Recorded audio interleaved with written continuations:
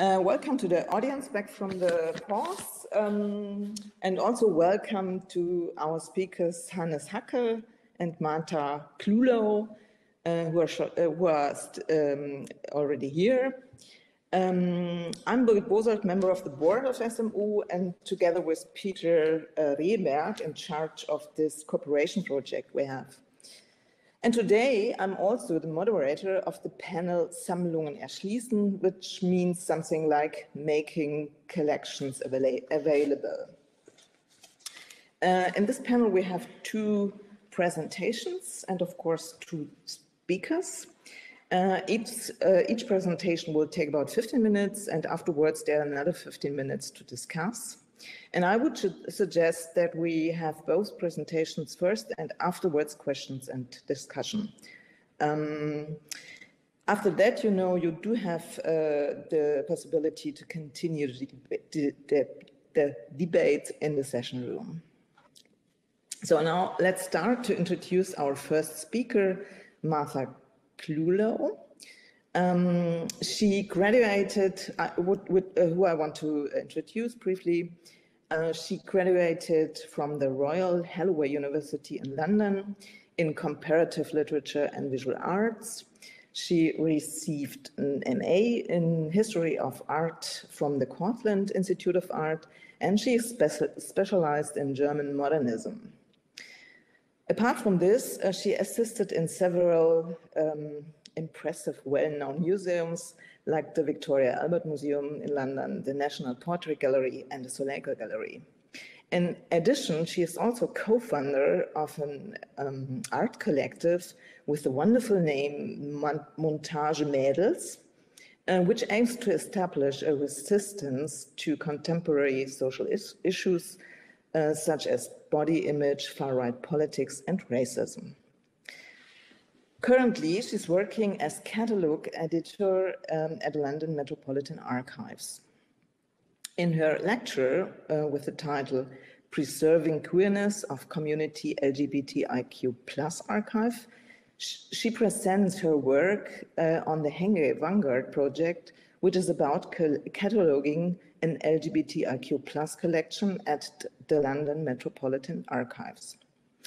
Martha's lecture is particularly concerned with the power hierarchies within LGBTQ+ communities. This means in her lecture she also addresses specifically the liberated white gay subject, which dominates, while other queer genders and sexualities of color have been marginalized in archival collecting.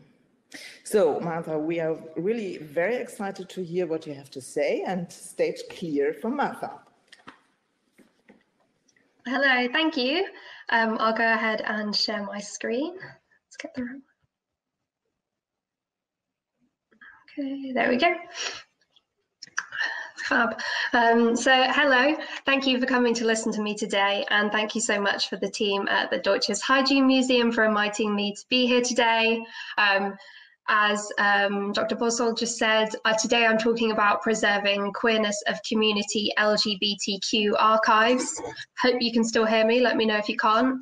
So I use LGBTQ+ here to represent people who define themselves as lesbian, gay, bisexual, transgender, and/or queer, and that plus is to encompass spectrums of sexuality and gender that are not always defined by a specific label.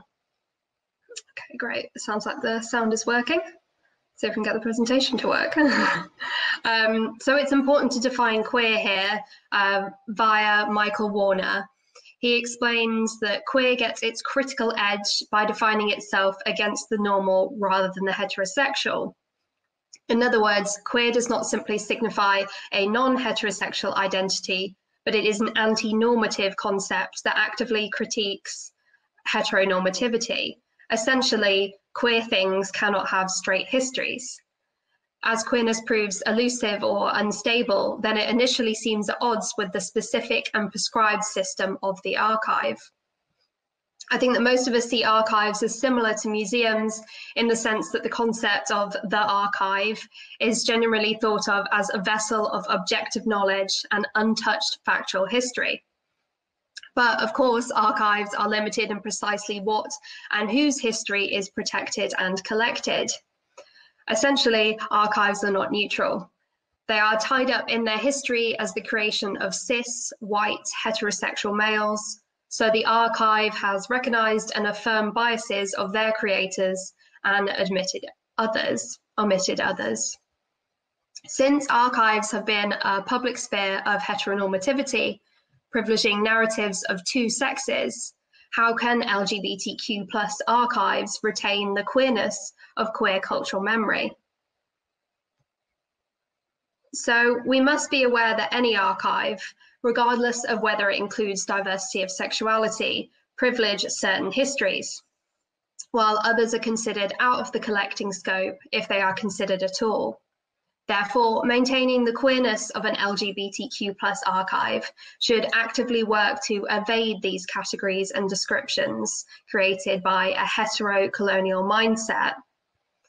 I am contrasting an LGBTQ+ archive, an archive composed of material relating to LGBTQ+ individuals and communities, and a queer archive, an archive that must be aware of the dominant power structures and established systems of collecting, cataloguing, and exhibiting, which register certain representation. A first step for productively questioning these systems is acknowledging gaps in institutional knowledge. The project I worked on was called Haringey Vanguard, as you can see here. While other LGBTQ+ collections existed in the two archives collaborating on this project, London Metropolitan Archives and Bruce Castle Museum and Archive, both in London, the focus has been predominantly on white gay men. Wishing to expand this representation, Haringey Vanguard aimed to collect material from the BAME LGBTQ+ community in the London borough of Haringey, covering the 1970s to 1990s. This was a significant period and location for LGBTQ+ activism and LGBTQ+ people of colour. The term BAME, B-A-M-E, a much contested abbreviation for Black, Asian and minority ethnic, used to refer to people in the UK who are not white, was selected for the project. Avoiding the intention to collect everything and anything LGBTQ+ is crucial. A radical queer perspective for archives needs to reflect on the cultural fictions and assumptions made about queer people. Therefore, starting point for a queer LGBTQ+ archive needs to be with the community itself, which echoes a lot of what's been spoken about today. And this needs to be a specific and distinctive community to ensure nuanced identity and material that reflects each generation of queer people having their own culture. This is Veronica McKenzie. She is a writer, director, and Haringey resident. She was the community engagement lead of the Haringey Vanguard project and herself an important figure in Haringey's Black LGBTQ+ community, LGBTQ+ history. Speaking about how a younger generation of queer POCs were unaware of the work that had already been done in the late 20th century in London, she stated, "We had not rigorously documented the organising efforts and community building that existed. As so much of LGBTQ+ existence has taken place in the shadows, and Black British history is often passed down orally rather than a physical archive, if those with knowledge die without opening up their stories, they die with them."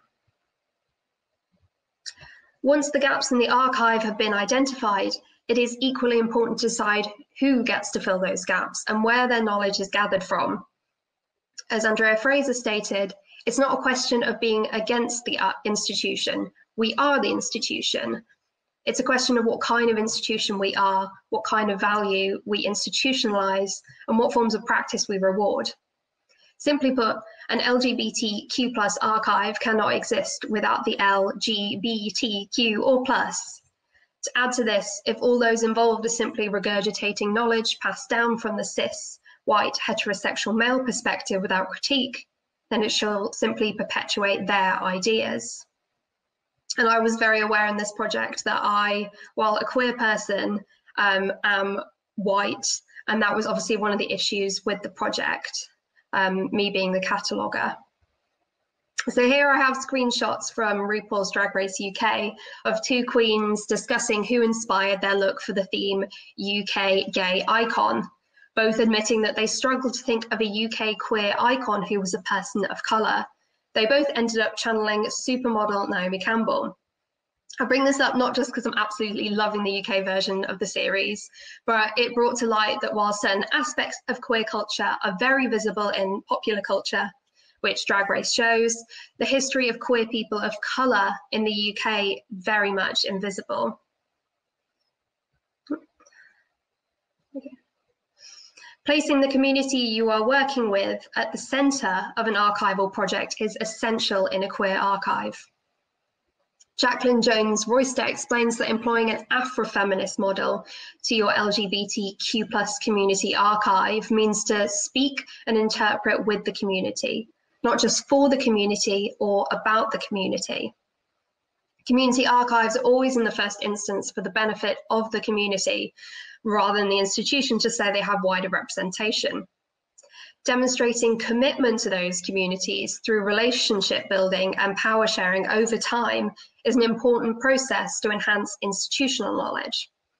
So archives like Haringey Vanguard have the potential to serve those two queens from Drag Race UK while highlighting these figures as education and inspiration.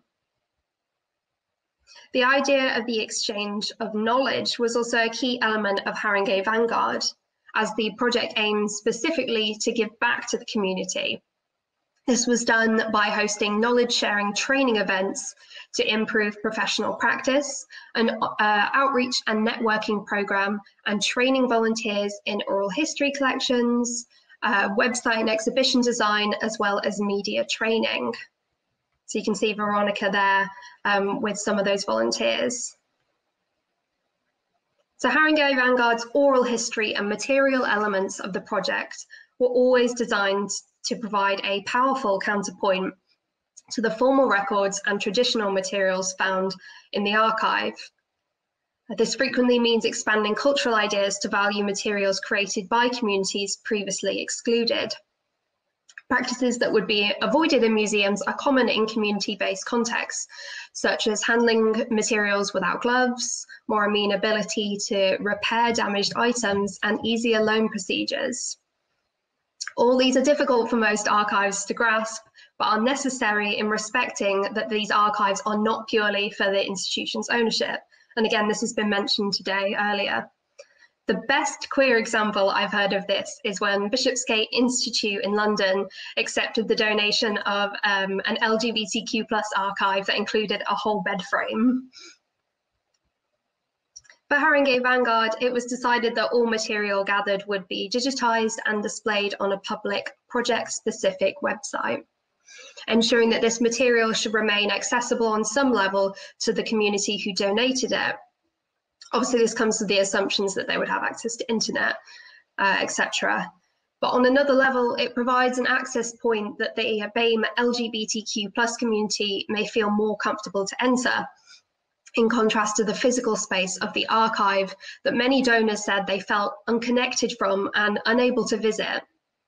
Paul suggests that archives and museums are places that consign objects to the past, whereas objects within the community of origin have a vitality which is lost through museumification or archivification for this.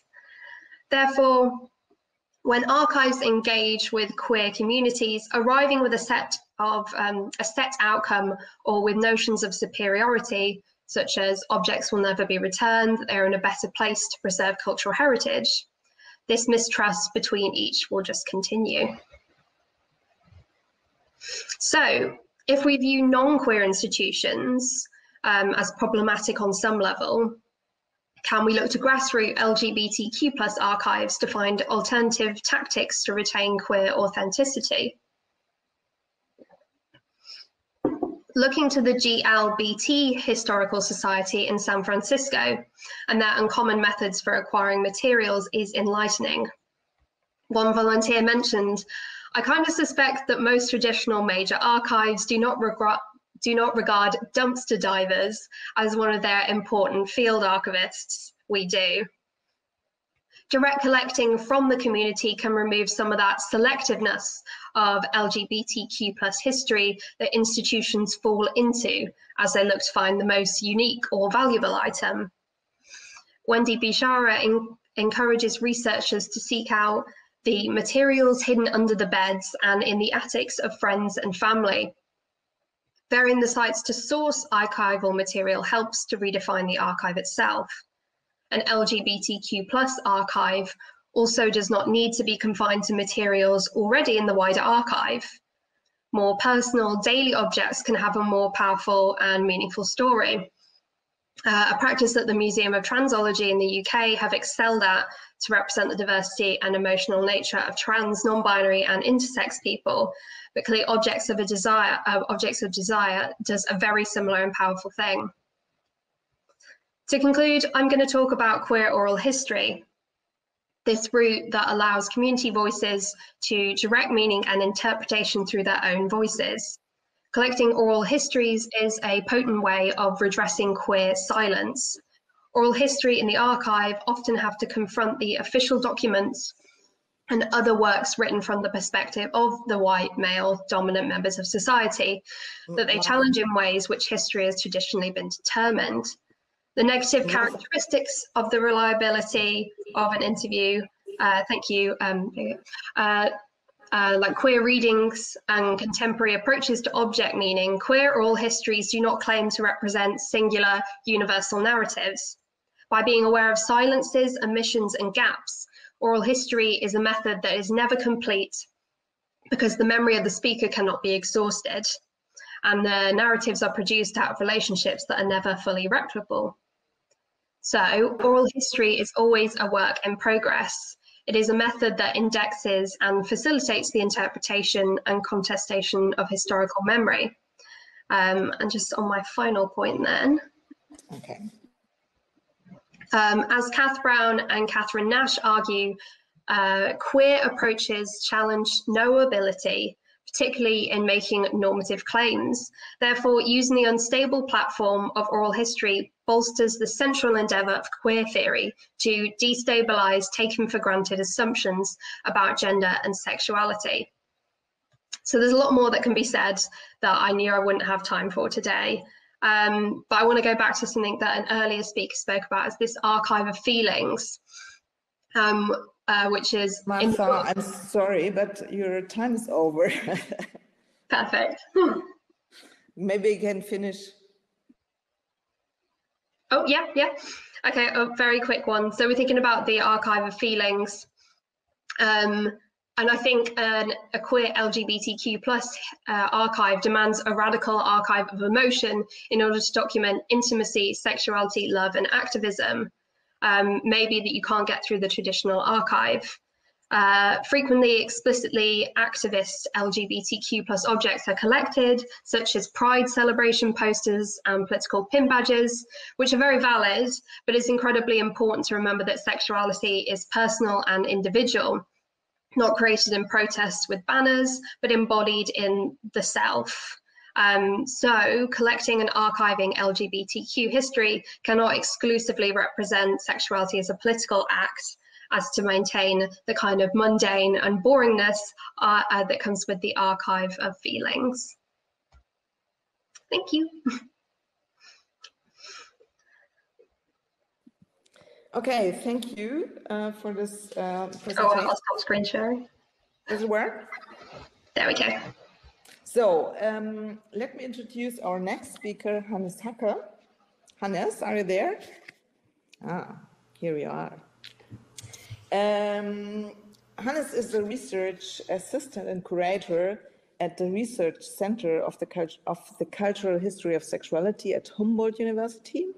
He holds a master in gender studies and European ethnology, and we were former colleagues. Hannes worked as curator and educator at the Schwules Museum some years ago.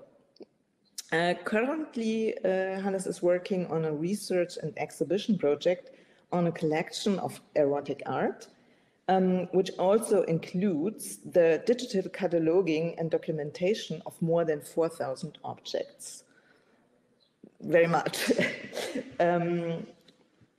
As part of of this project, he co-curated the exhibition with the wonderful title "The Eroticism of Things: Collections on the History of Sexuality" at the Werkbund Archiv, Museum der Dinge in Berlin in 2018. And this exhibition traveled to Miami in the United States. His doctoral research at the Center of Anthropological Research on Museums and Heritage at Humboldt University focuses on the history and impact of LGBTIQ history exhibitions in Berlin. And he is also one of the co-founders of the network Queering Museums Berlin, and also of Queer Search, which is the umbrella organization of the queer archives in German-speaking countries. The title of his presentation is Keywords, Authority, Files, Tags, Sexuality in Collection Databases, and Hannes will address in his lecture the cataloging of sexuality-related objects in museum collection databases and the implicit discriminations and biases in the data infrastructure. Voila, Hannes, stage clear for you. Thank you very much. Ich wechsle jetzt ins Deutsche, da ich den Vortrag auf Deutsch halte. Und teile hier meine Präsentation. Können Sie mich hören und sehen? Ja. Ja, also erstmal vielen Dank für die Einladung. Ich freue mich sehr, bei dieser tollen Tagung dabei zu sein.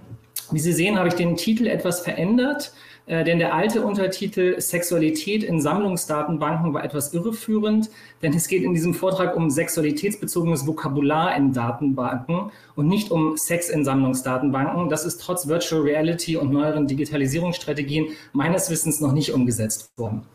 Also in meinem kurzen Vortrag heute werde ich erstens anhand der gemeinsamen Normdatei der GND auf Aspekte der Strukturierung und Benennung von Sexualität eingehen und dann zweitens auf meine eigene Praxis der Dokumentation von sexualitätsbezogenen Objekten.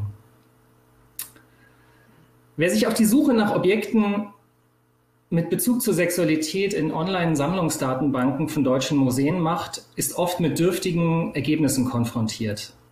So ergibt zum Beispiel die Suche nach dem Begriff Sexualität in SMW Digital, der Online-Sammlungsdatenbank der Staatlichen Museen zu Berlin, mit 250.000 verzeichneten Objekten nur 19 relevante Treffer. Also Objekte mit Bezug zur Sexualität, Kunstwerke mit Darstellung sexueller Praktiken oder Hinweisen darauf, auf unterschiedliche sexuelle und geschlechtliche Identitäten sind oft nur unzureichend beschrieben und verschlagwortet.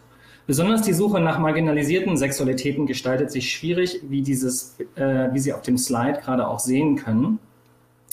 Dies spiegelt einerseits natürlich die Geschichte der selektiven Sammlung bzw. des Nichtsammelns wider. Andererseits liegt es aber auch an der Praxis der Dokumentation und dem verwendeten Vokabular, denn Objekte mit Bezug zu marginalisierten Sexualitäten wurden und werden meist nicht entsprechend verschlagwortet.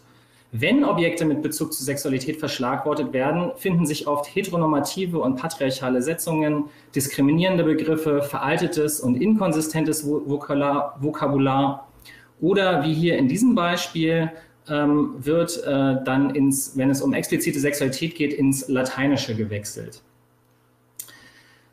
Dieses unterschiedliche Vokabular ist auch durch die Vielfalt der disziplinären Zugänge in den Museen bedingt, durch die immer größere Vernetzung und Digitalisierung von Museen in den letzten 20 Jahren kommt es jedoch zu einer immer größeren Standardisierung von Dokumentation und auch dem Aufbau von kontrolliertem Vokabular. Ein Beispiel aus dem deutschsprachigen Raum ist die Webseite Museumsvokabular, das viele von Ihnen wahrscheinlich kennen. Gleichzeitig gewinnen aber auch nationale und internationale Thesauri und Klassifikationen an Bedeutung, also generell jetzt nicht nur in Bezug auf Sexualität, und werden in Museumsdatenbanken implementiert. Dies birgt das Versprechen, auch im Hinblick auf sexualitätsbezogenes Vokabular, für eine Standardisierung, bessere Auffindbarkeit und klaren Richtlinien für die Dokumentation. Allerdings, wie ich anhand der GND darstellen möchte, ist diese Dateninfrastruktur nicht neutral und objektiv, sondern die Klassifikation und Benennung von sexuellen Identitäten und Praktiken ist immer von Macht durchdrungen und eine spezifische diskursive Produktion von Sexualität. Und während sich heteronormativitätskritische Analysen in Museen, auf die ich natürlich mich sehr stark beziehe, bisher vor allem auf die Prozesse des Ausstellens und des Sammelns fokussiert haben, steht eine kritische Analyse von Dateninfrastruktur, von Normvokabular, Thesauri und auch der Praxis der Verschlagwortung noch am Anfang. Ja, jetzt. Nun also zur GND. Die GND ist eine der wichtigsten Instanzen für kontrolliertes Vokabular im deutschsprachigen Raum. Auch viele Sammlungsdatenbanken in Museen verfügen mittlerweile über Schnittstellen, welche die GND direkt in den Dokumentationsprozess implementieren. Die GND hat zum einen den Vorteil, dass sie einheitliche Standards setzt und die Identifikation von Werken, Personen, Themen einfacher macht. Andererseits ist kontrolliertes Vokabular auch unflexibel und kann die dynamische Veränderung von Sprache und Interpretation nicht abbilden. So sind Ungleichheiten und Hierarchien in die Katalogisierungsregeln und Klassifizierungen wie auch die verwendeten Begriffe eingeschrieben. Ich konzentriere mich jetzt im Folgenden auf die Schlagwortnormdatei der GND. Die in der Schlagwortnormdatei verwendete Terminologie und Klassifikation von Sexualität ist stark von Medizin, Biologie und Psychologie geprägt und folgt teilweise einer Logik der Kategorisierung von normalen und abweichenden Sexualitäten. So wird das Schlagwort Sexualität definiert als rein biologisches Phänomen bei Mensch und Tier ohne jegliche psychologische, soziologische und ethische Verhaltensaspekte. Das heißt nur für rein biologische Sachverhalte. Für Menschen soll ausschließlich das untergeordnete Schlagwort Sexualverhalten genutzt werden. Dieses Schlagwort wird laut Definition allerdings für Tiere und Menschen benutzt und hat wiederum 34 untergeordnete Schlagworte, die sexuelle Praktiken und die Identitäten von Menschen beschreiben, aber auch Begriffe wie Balz und Brunst fallen darunter. Am deutlichsten wird die Orientierung an medizinischen Wissensbeständen beim Schlagwort abweichendes Sexualverhalten. Dessen untergeordnete Schlagworte orientieren sich größtenteils an den Diagnosen Störungen der Sexualpräferenz der ICD, der Weltgesundheitsorganisation. Es sind jedoch auch, wie Sie sehen, die Schlagworte Sexsucht oder Telefonsex unter abweichendem Sexualverhalten klassifiziert, die im ICD nicht unter Störung der Sexualpräferenz aufgeführt werden. Zwar ist der Begriff abweichendes Sexualverhalten neutraler als der Begriff Störung, der in der ICD verwendet wird, aber als verwandter Begriff wird in der GND der mittlerweile auch in der Medizin und Psychologie weitestgehend abgelehnte Begriff Perversion verknüpft. Damit bleibt die GND hinter der Entwicklung in der Medizin zurück, denn in der neuesten Überarbeitung sind diese gestrichen worden. In Bezug auf andere sexuelle Identitäten hat diese Entstigmatisierung in der GND bereits stattgefunden. So wird unter dem Schlagwort sexuelle Orientierung unterschiedliche Sexualitäten gleichwertig aufgeführt. In der Nahsicht zeigen sich jedoch auch hier normative Setzungen sowie eine verwirrende und lückenhafte Klassifikation. Zwei Beispiele.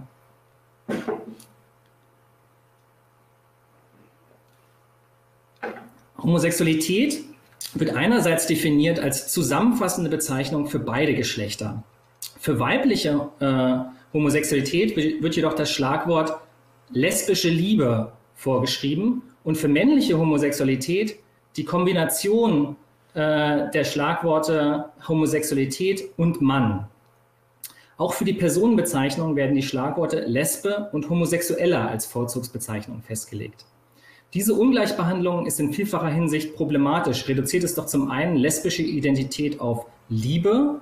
Lesbisch sein wird mit Partnerschaft, Gefühlen, Romantik verknüpft und desexualisiert, während männliche Homosexualität stärker mit Sexualität verknüpft wird. Denn männliche Homosexualität ist nur als Kombination von Sexualität plus geschlechtlicher Identität erfassbar. Der Begriff Schwulsein wird in der GND scheinbar gezielt vermieden, dabei wird er seit den 1970er Jahren als Selbstdefinition verwendet. Homosexualität wird so also männlich konnotiert innerhalb der GND. Hier wird auch die heteronormative Prägung der GND deutlich. Während es lesbische Liebe als Schlagwort gibt, gibt es keine heterosexuelle Liebe, sondern nur Liebe. Es gibt auch keine schwule Liebe. Während es zwar Schlagworte für homosexuelle, lesbe, bisexuelle Frau und bisexueller gibt, gibt es kein Schlagwort für heterosexueller Mann oder heterosexueller Frau. Das heißt, die Norm bleibt unbenannt.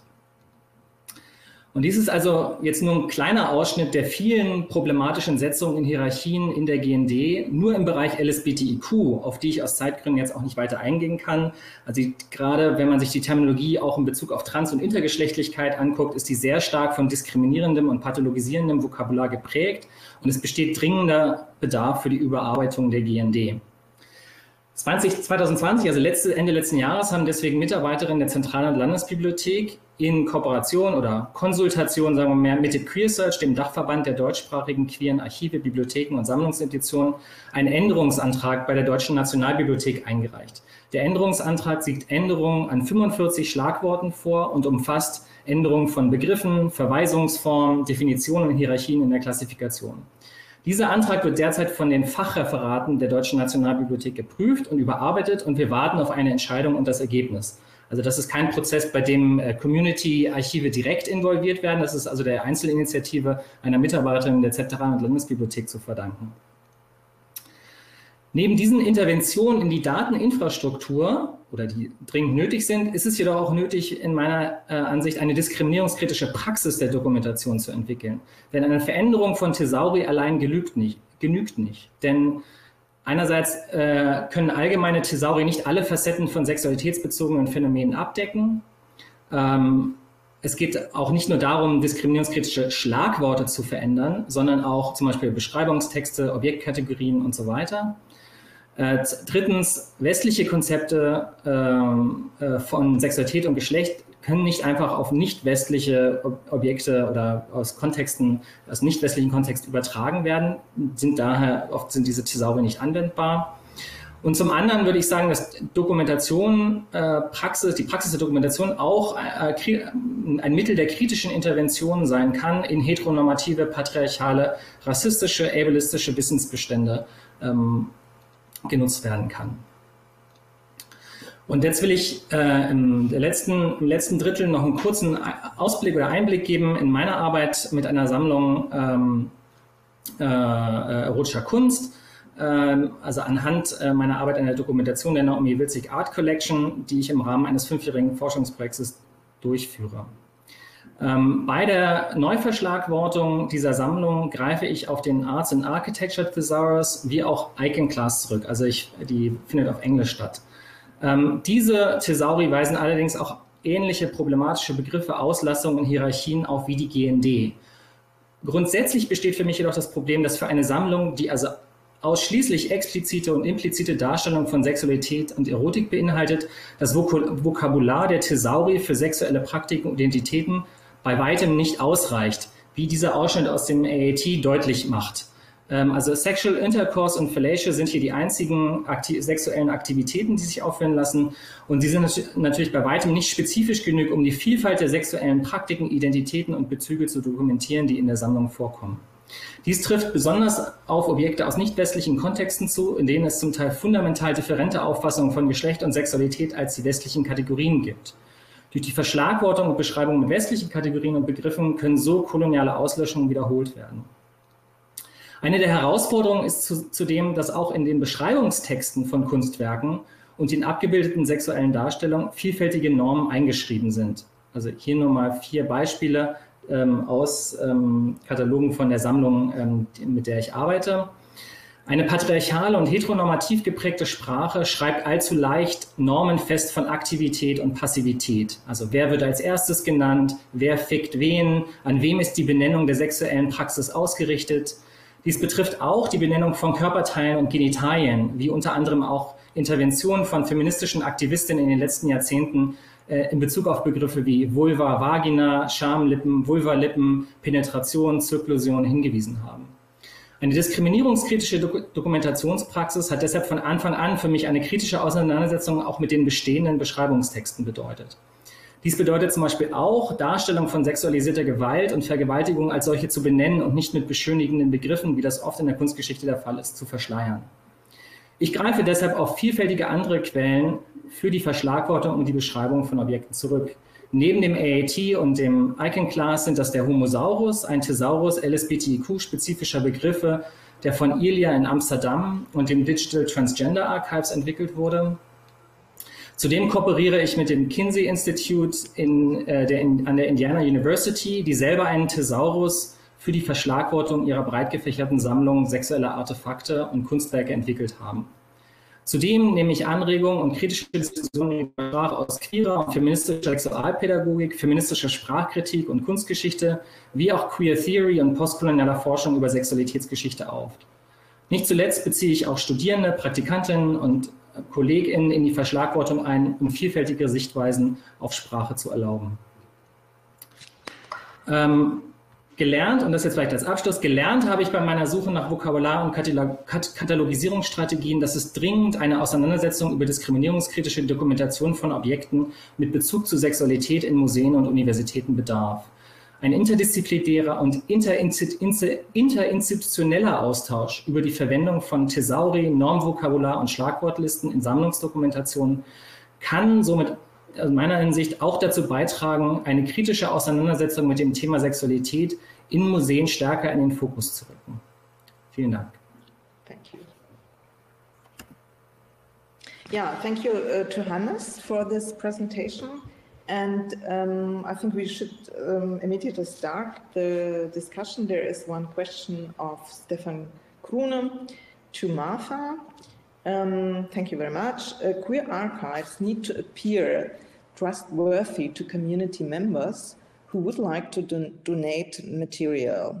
What do you think are the key factors to become a trusted place for those kinds of personal material?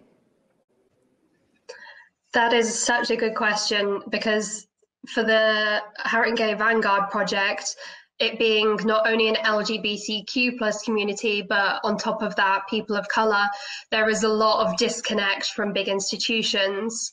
For Haringey Vanguard, it worked quite well because Veronica Mackenzie, who I mentioned, was the person who was directly in contact with the donors, members of the community, and she knew a lot of them anyway. So she was already integrated into the community we wanted to connect with. So that was one step in becoming a trusted institution. Also, so the material eventually ends up at Bruce Castle Archive. Bruce Castle Archive is in Haringey, so it's already very connected to the community. They already do a lot with people of colour and LGBTQ communities. So there's been a long history of integration with the community and collaboration with them.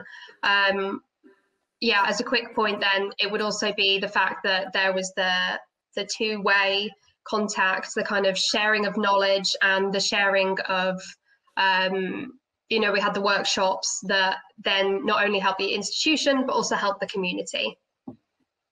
Thank you. Hannes, could you finish the screen sharing? Thanks. Okay, are there any other questions? Feel free to write in German. We will. There is another one. Teresa Tammer. I think it's to both of the speakers. I would be generally interested to know if and what is lost when queer history is included in large collections and databases. Does the queer character get lost? How much is queer also dependent on its own enclosed spaces? Feel free.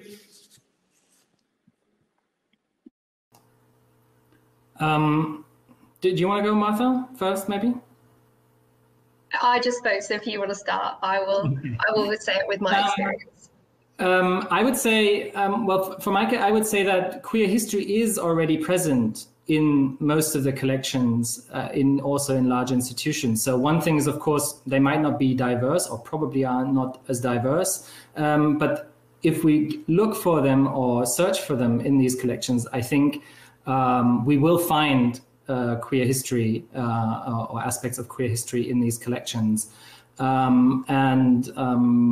Yeah, so I mean, I think the question of community control over their own narratives and over their own archive is another question than the question of, are these present in the collection? And I think the question is more, how does this process of rediscovery in these large institutions take place? Who is consulted? Who gets to take part in this? Who is involved? Whose resources are attached to these? And maybe also what kind of new community building and community empowerment can go along with finding these objects in these collections?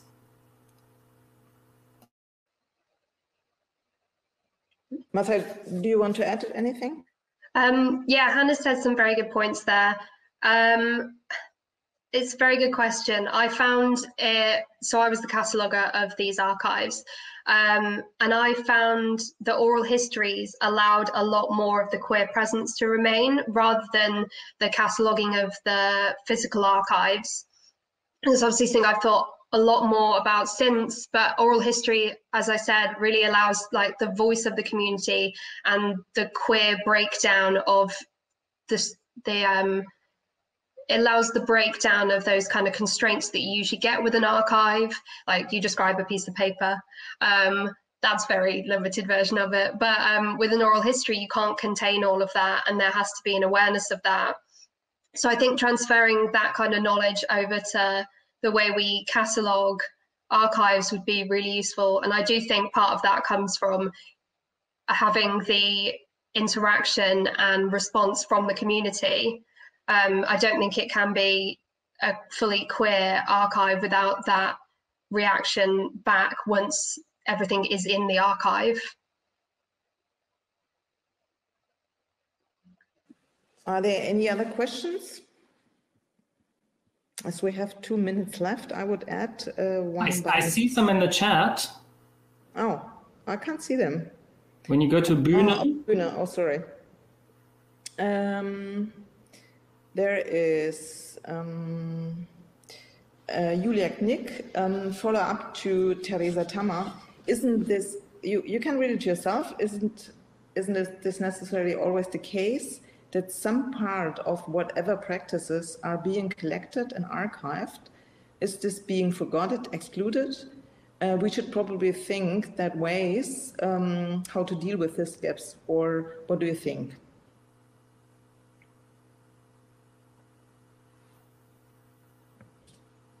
Shall I go first? Yeah, I know it's very, very difficult.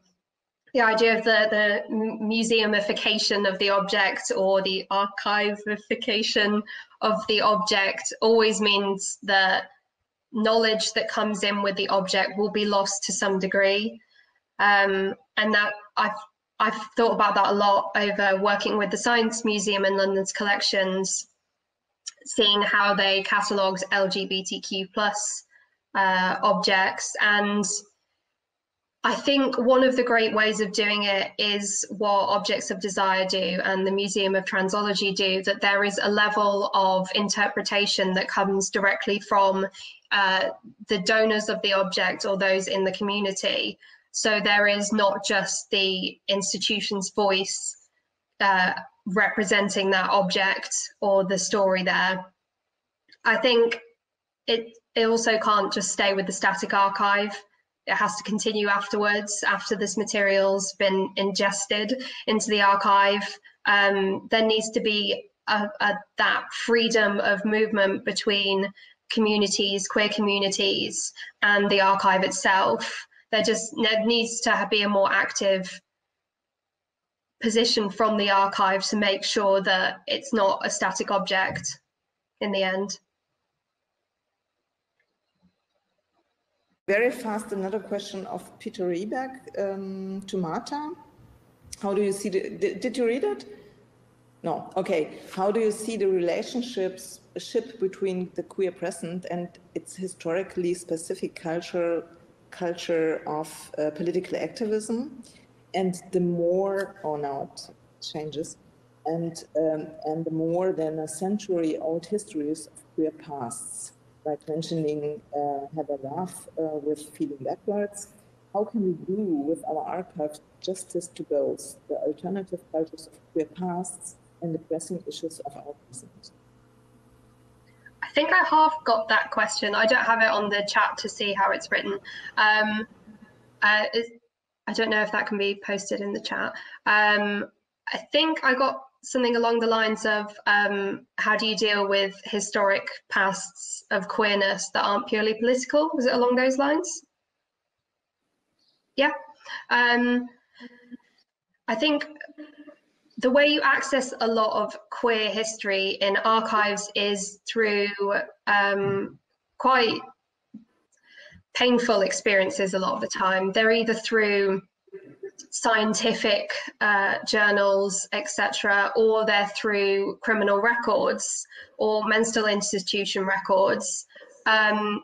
So actually, almost in the past, the political protest element isn't as visible if it's over, say, 100 years ago. But I think the stories there come more out of the idea of community and representing community. I've been trying to do a lot into looking at the idea of LGBTQ plus places in London, especially queer spaces in London in the past. And you've obviously got great things that come out of the 17th century in London, which include molly houses, which are essentially a gathering space for gay men, what we would call gay men now, whether for sexual enjoyment, companionship, or sex work. So I think the idea of protest really is so prevalent in the idea of the 20th century that it's sometimes a lot harder to find it in the past. I don't think I've answered that question in any manner, so I'm not 100% sure I understood the question. Okay, as it is 2 minutes after 2, I would suggest to close the discussion. Sophie, there's another question of Sophia, but I think we do have the possibility to talk furthermore in the session. So I was asked to close the day officially because it is the last panel. Yeah, you can discuss furthermore in the session, which will be opened in the next minutes, I think. It will stay open until 2 p.m. And then I also should remind you that the conference will continue tomorrow, like at 9 o'clock. So I wish you a nice day. Enjoy the sun if it's shining at your place, and otherwise enjoy other things. Goodbye and see you tomorrow. Thanks again to the speakers and all the people asking questions. Bye-bye.